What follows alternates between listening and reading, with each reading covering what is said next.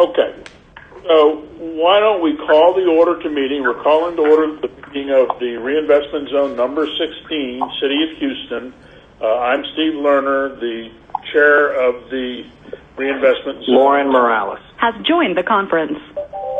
The first thing that we would need to do is we need to call roll of the members of the board members. So I'm going to do that even though we already know that you're here. Dot Cunningham? Present. Ethel Johnson? Present. Steve Lerner is present. Judson Robinson? Judson, are you there? Not yet. Louis Sklar? I'm here.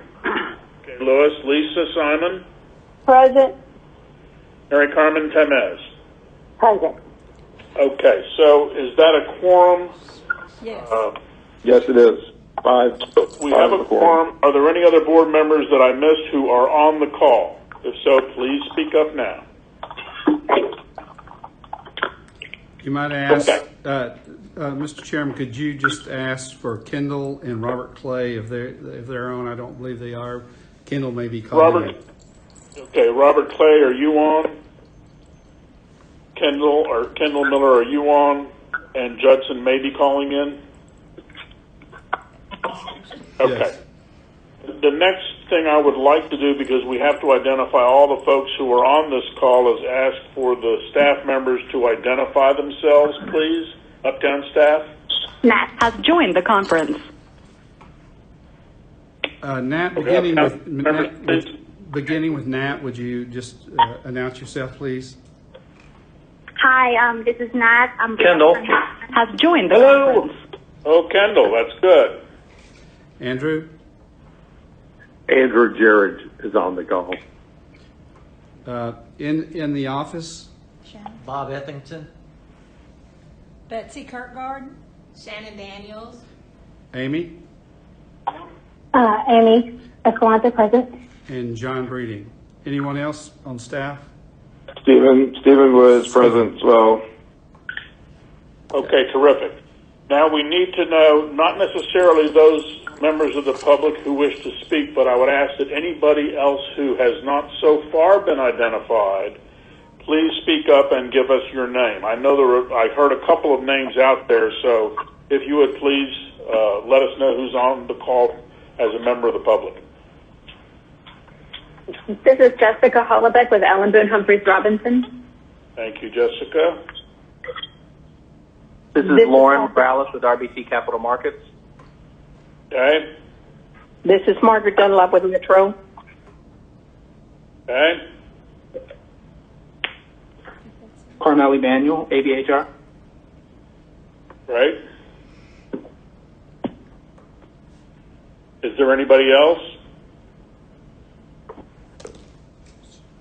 Okay, let me first just ask, or Steve and Jessica, is this the appropriate point to explain what we need to do and why we're doing the meeting this way? I think it's just fine to do it now. Okay. Jessica, would you like to carry on? Sure, I've got some prepared remarks that Has joined the conference. assembled as I've gone through a couple of these, so forgive me if I sound like I'm reading because I am. Okay. This is Jessica, could I This ask you is the March 20 Jessica, could I ask you to hold up? Someone just joined the conversation. Hey, it's Judson, everybody. Judson, thank you hi, very Judson. much. Appreciate it. Hey, You bet. All right. Jessica? Okay. This is the March 24th, 2020 Board of Directors meeting being held by teleconference due to the difficulty or impossibility of meeting in person based on the fluidity of events surrounding the COVID-19 pandemic, as well as the Texas governor and Harris County judges' guidelines and requests to limit meetings in groups to prevent the spread of the virus set forth by local, state, and federal leadership. In accordance with the requirements for holding a public meeting under these emergency circumstances, this meeting is being recorded and will be held as an authority record. In order to properly record the deliberations and actions of the board during this public meeting, I'd ask that participants speak slowly and state your name when you speak. I'd also ask that you please mute yourself on the call when not speaking. We've already performed a roll call of the board and consultants. So I think at this point we can turn the agenda over back to the president to conduct the meeting. Okay, so the first Good thing afternoon. I'm sorry, this is Ethel Johnson. I think the date that was noted Excuse was me, you're right. March. You're right. It Yes. should be March 25th. I apologize. March the 25th. I don't even know what day it is anymore. I think we all feel that way a little bit. Okay. So with that correction, what we need to do first is we do have to have a motion declaring the emergency and authorizing us to conduct this meeting in accordance with the government code and the guidelines provided by the governor. Can I have a motion from someone, please?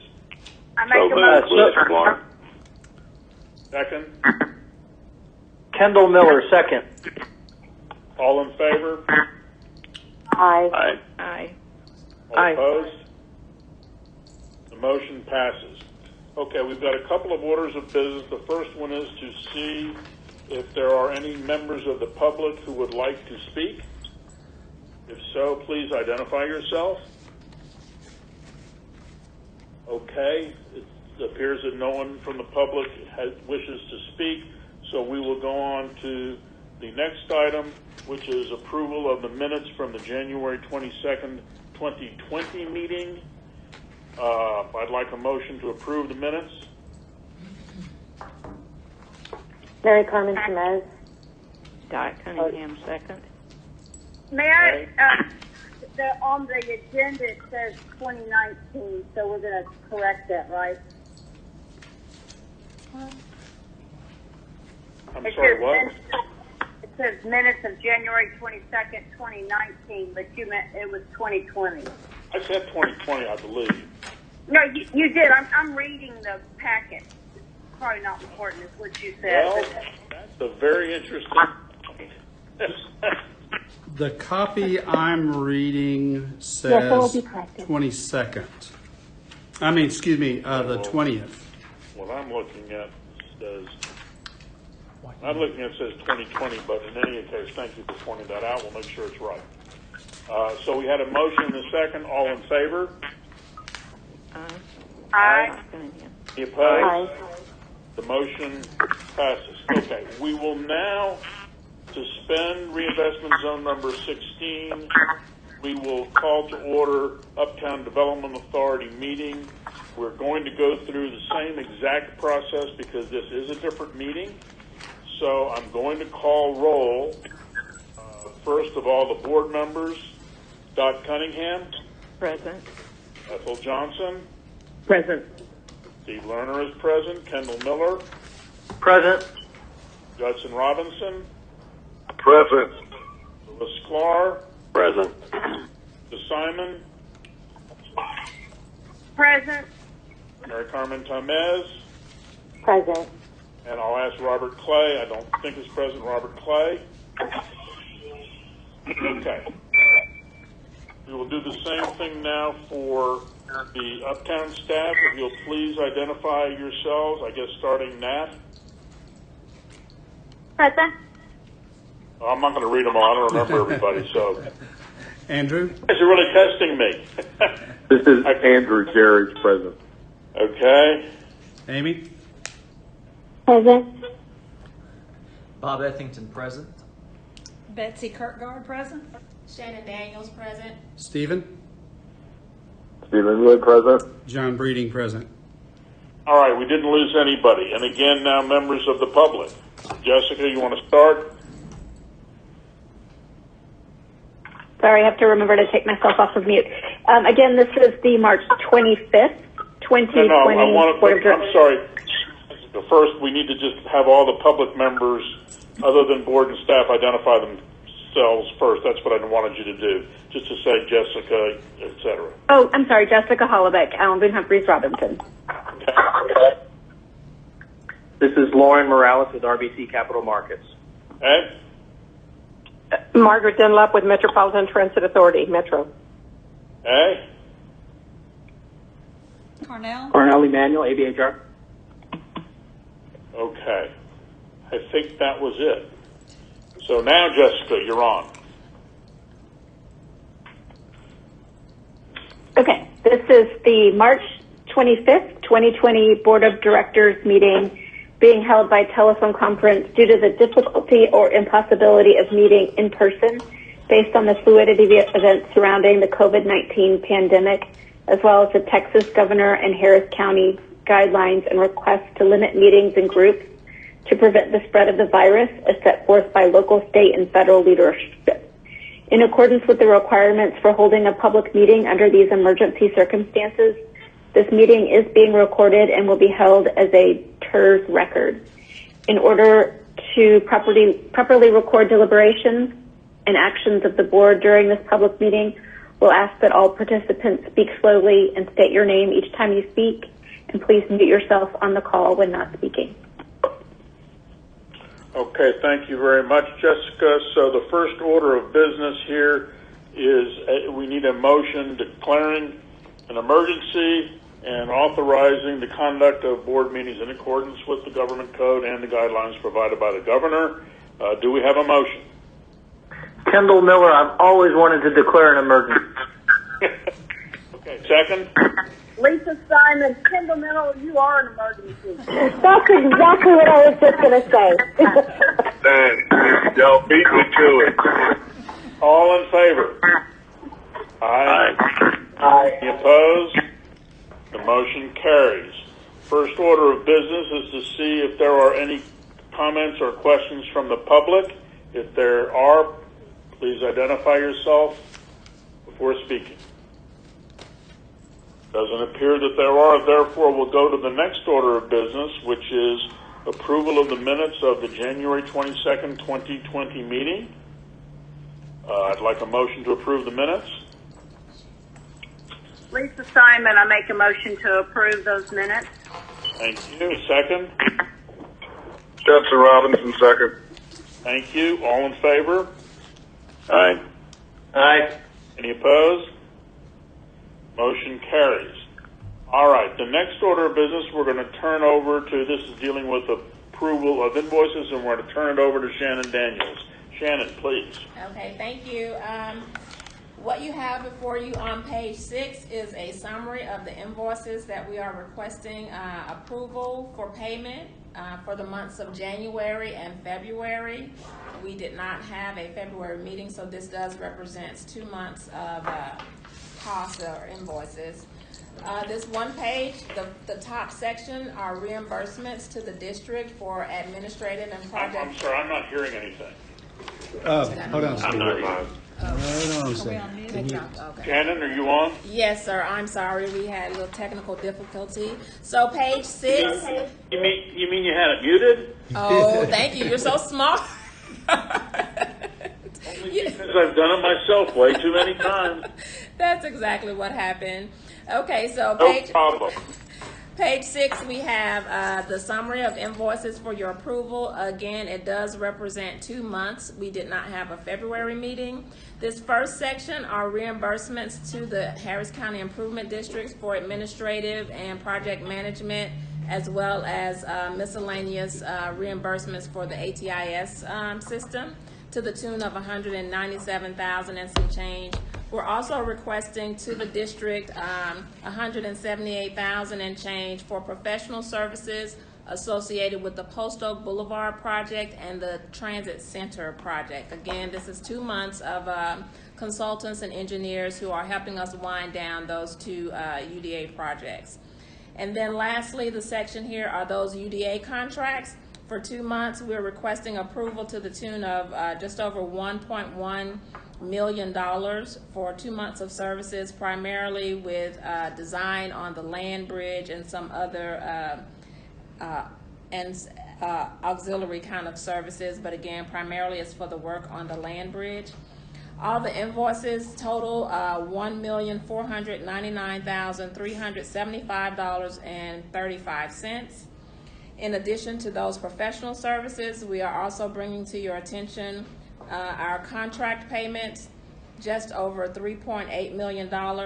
You can see that that is for Harper Brothers and their completion of the Post Oak Boulevard North segment, costs incurred for constructing the West Park widening services, a couple of invoices from Raytech for the middle segment, as well as the amended section south of Fairdale, a little bit on SER, who does the south segment, and then we have Weber Construction, 2 months of invoices for the construction of the transit center.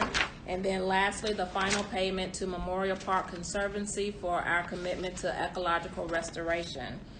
All contractor payments as well as professional services comes to a total of $5,354,457.12. Again, this is 2 months worth of payments. So that is the summary. On pages 7 through 10, you will see just a little bit more explanation on those costs that we just explained. Are there any questions so far?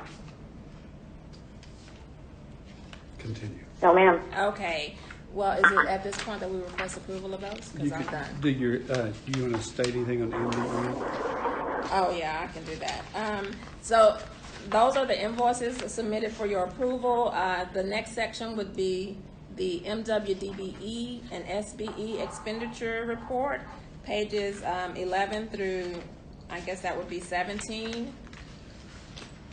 You can see on page 11, we give you a cumulative view since inception. We're at 22% for construction and 39% for professional services. This fiscal year to date for professional services, we're at 57% with a goal of 24%. And construction, we're at 16% with a goal of 17%. I will add that we are winding down projects, and so that is starting to go down until, of course, we get to the land bridge, and we will see the growth again in our percentages for DBE. Pages 12 is just more detail on the prime consultants and their subs and who these payments have been going to. Page 14 is a graphical depiction of the year-to-date DBE percentages. Page 15 is further breakdown again for professional services and how that plays out between different groups. 16 is what you see for construction. And then lastly, page 17 is the chart, the graphical depiction of our construction goals. Are there questions or concerns? If not, Mr. Shannon, this is Lisa. Can I ask, do you have anything significant that, any changes?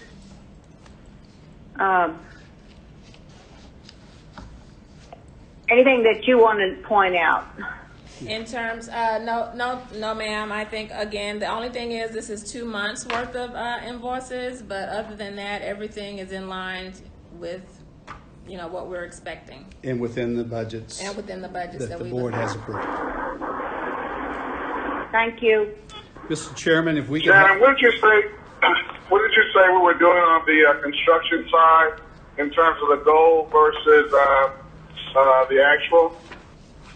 Oh, well, cumulative, it's right now at 16%. The goal for the year is 17%. If you look on page 17, it kind of shows you the graphical depiction. For the month of February, it was 21%. January, it was 13%, but overall, it's an average of 16%. And you can tell that, again, we are winding down with the Post Oak Boulevard project as well as a transit center. And I expect that as we ramp up construction with the land bridge project, we will meet, if not exceed, those goals. Okay. And then just to note that cumulative, the authority has done well in terms of its goal for construction with a 22% inception to date goal versus the 17% that we strive for. So we've exceeded that inception to date. So with the remaining work, is a lot of that construction, and is it minority firms that will be doing a good portion of that work? For the construction side, Let me, we're kind of winding down. yeah, let's just talk. The next major expenditure will be the Memorial Park Land Bridge. And we have a pretty aggressive goal on that, and we have just bid a significant portion of it. And one of the leading bids is a minority contractor. So we will more than achieve our minimum goals.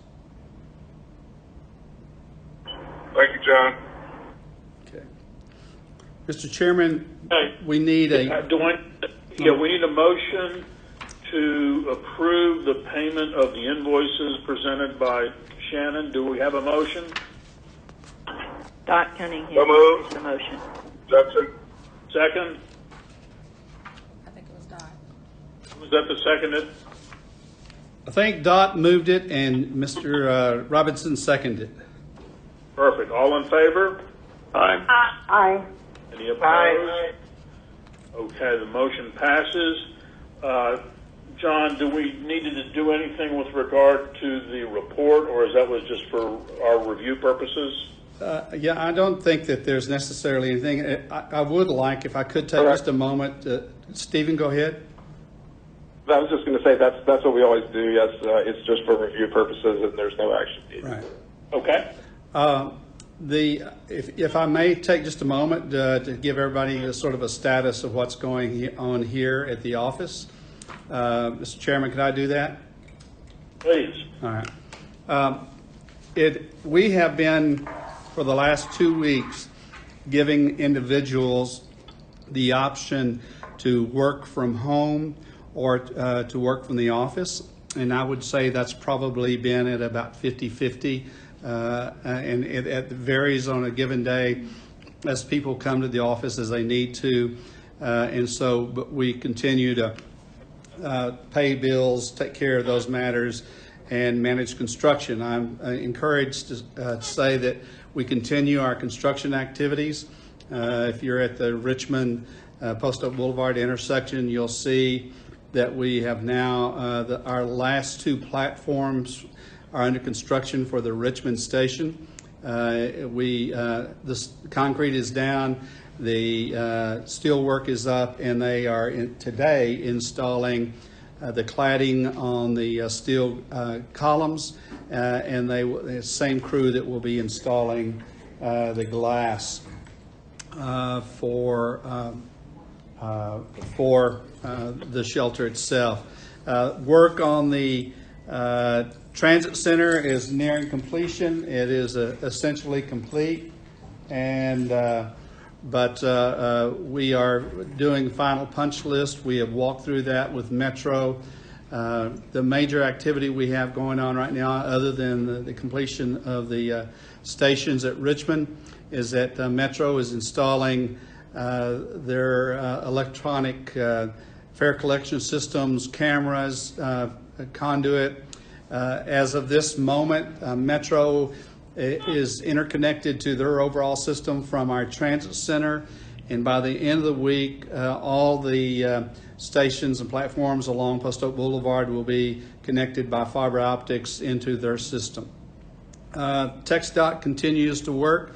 The work on the West Loop is near completion. They think by the end of this month, which is just a little over 5 or 6 days, 6 days to go, they will be essentially complete with the West Loop project.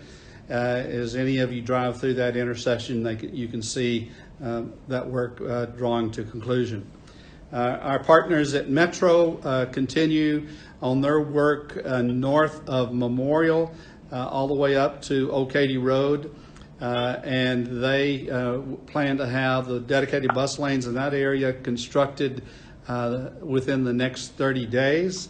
And their efforts on the transit center at the Northwest Transit Center are proceeding. They won't be completed with that until December, but they have temporary operations for interfacing with buses for our BRT project. So the entire project is coming together. probably 8 or 9 different individual projects are being completed, and Metro is tentatively scheduled to begin operating buses up and down Post Oak Boulevard in a test mode on an intermittent basis beginning in April, with a hopeful middle of July revenue service to begin. So we continue to operate as best we can, and everyone here at the office and their extended families are not have any health problems, and everybody's doing well so far. That's just a quick update. Well, that's good to hear for sure. We appreciate, it's you're part of our government at work, so much appreciated. Thank you. John, this is Lewis. During that period that Metro is running empty buses up and down Post Oak, I think we run the risk of people pointing out that they're running empty buses up and down Post Oak and there's something drastically wrong. I'm just thinking that maybe we ought to think about some sort of signage program. I don't think a single announcement on the TV makes any difference, but some sort of signage program or something that says, testing in progress of something appropriate, so that people don't misunderstand what's going on. That's an excellent suggestion. We'll do that. Good idea. Good idea. Good idea. By the way, I just want to add, and we can say this for our next board meeting, but really good action on Memorial Park Land Bridge. Bids coming in for a lot of the major concrete work at or below budget. And certainly some of the bids were significantly over budget, but we think we have some excellent bids that we can award at the appropriate meeting in the next 30 days or so. Terrific news. John, is there anything else that we should discuss, take up, any questions? It is. We're hopeful that we can meet in person within 30 days. I simply don't know what that future holds, but we certainly have this as a mechanism. I thought it went amazingly well. I thank you all for your patience as we pull things together. I have nothing else. John, Kendall Miller, quick question. I guess we have our financial advisors present. Lauren is, he is here. Yes, that's correct. I'm on the phone. Have we had any ratings changes on our issued municipal bonds, or has anything else in the markets affected us in any way that we should be thinking about? The answer is no, directly to the Uptown Development Authority. Obviously, there's a huge amount going on right now. Very volatile time in the markets, and the rating agencies have put out some general pieces on tax municipal bonds in the United States as pertains to the coronavirus, which I'd be happy to share with the board and Uptown staff if you'd like me to.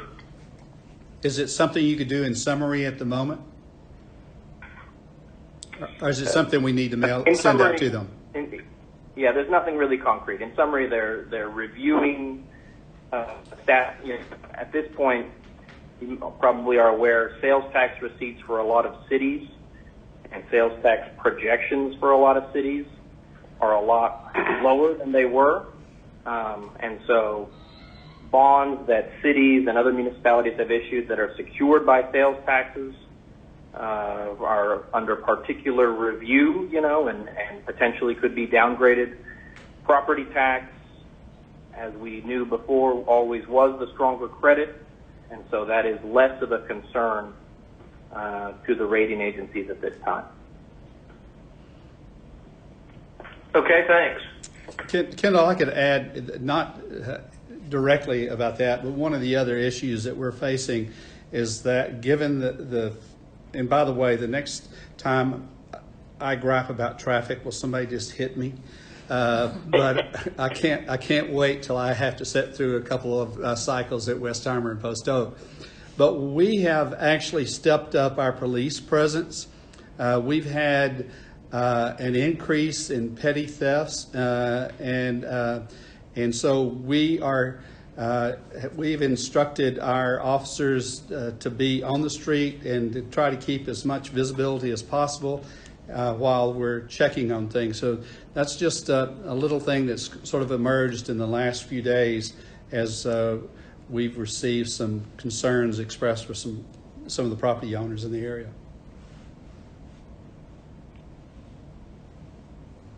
Sounds good. Good work. Okay. Okay. Are we? Anything else we need to discuss before we kind of conclude things? I have nothing. Okay. Once again, thanks to everybody for going through this. We managed through it, and we made it work and approved. It's helpful that our government is letting us do it this way. So at this time, we're going to recess the Uptown Development Authority meeting. We're going to reconvene the TIRZ meeting. And we're going to now adjourn the Reinvestment Zone number 16 City of Houston meeting and the Uptown Development Authority. And again, thanks to everybody for participating. Thank you, sir. Thank you all. Okay, thank you, Steve. Thank you. All right. Thank Bye, you. everybody.